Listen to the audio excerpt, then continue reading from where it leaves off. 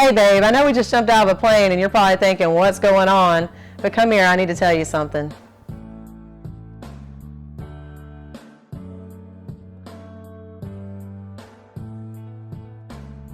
Tell me about your first date. My first date with Yvka was so funny. When I arrived at the sushi place, I was so nervous that I sat at the bar and I was drinking a beer, and we were supposed to meet around 5:30. She got off work at 5, and she called me and she was so upset because she was running late. She never likes to be late, and she was really upset, and I said, don't worry about it, take your time. And she said, well, I'm stuck in traffic, and I said, that's okay. And so she went ahead and she sent me a picture of the traffic just so I would believe that she was stuck in traffic, which I thought was really funny. And then maybe about 20, 30 minutes later, she walked in, and I wasn't expecting it. My back was actually turned toward the bar, and when she walked in, something just said turn around, and when I did, I saw her, just walk through the door, and when I saw her, my mind just was blown. My heart dropped to my feet, and when I looked at her, I just thought, she is the most beautiful thing I've ever seen in my life. So, what made Yvka move to High Point? Well, it's funny, we had been dating for a while, and she kept commuting from Raleigh to High Point, and because of my work schedule, she just commuted more than I did because I have to work a lot, and I work a swing shift. And Yvka told me one morning, she said, I really would like to transfer with my job to Greensboro. And I think she had been wanting to do that for a while, but apparently really wanted to do it to be closer to me. And so, unbeknownst to me, she had went to her boss and told him that she wanted to be transferred. And later on, she told me that she did that. And I told her, I said, be ready. I said, because when they do this transfer, it's going to happen fast.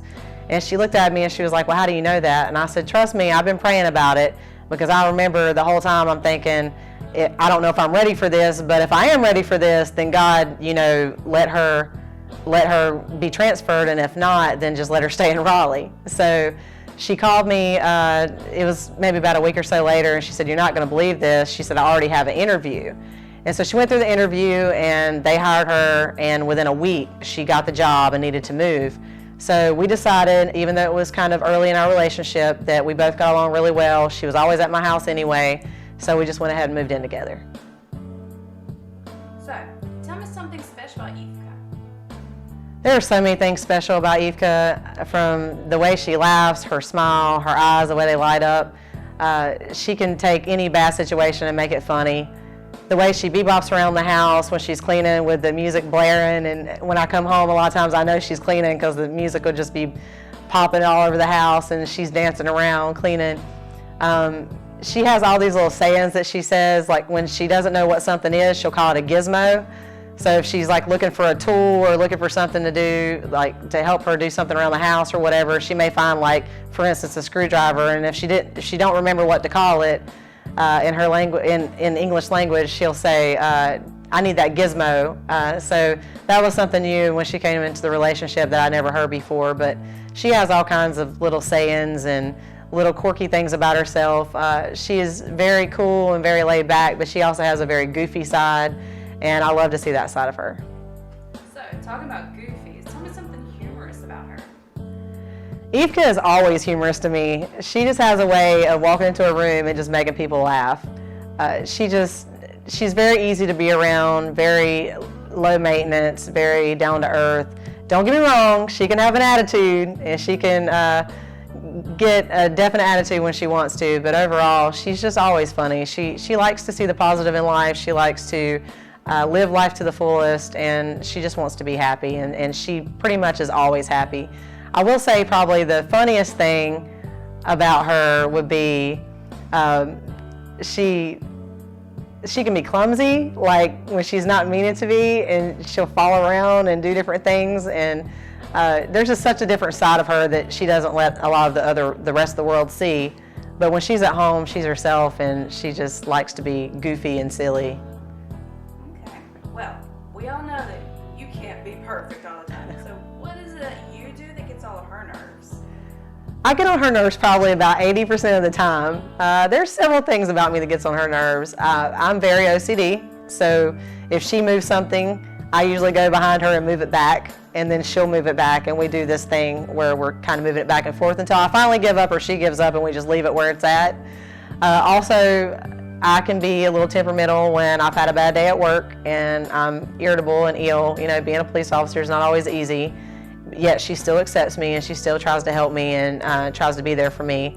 I do know that she cannot stand when I leave the toilet paper off the roll, and I normally just take it and set it on top of the roller. I think it's a country thing, you know, I'm gonna come back to it later. But she doesn't understand that, and she just wants me to put it on there as soon as I take the other one off. She also talks about all the time that I leave toothpaste in the sink. I've tried really hard to make it better, but I just continue to leave that toothpaste in the sink, especially when I'm like in a hurry and I'm trying to get out of the house. So she really hates that about me. I know that for a fact. She does also, I'm pretty sure I get on her nerves when a lot of times I'm always on time for work so much, and it's so military that whenever I'm off, I'm kind of just go with the flow.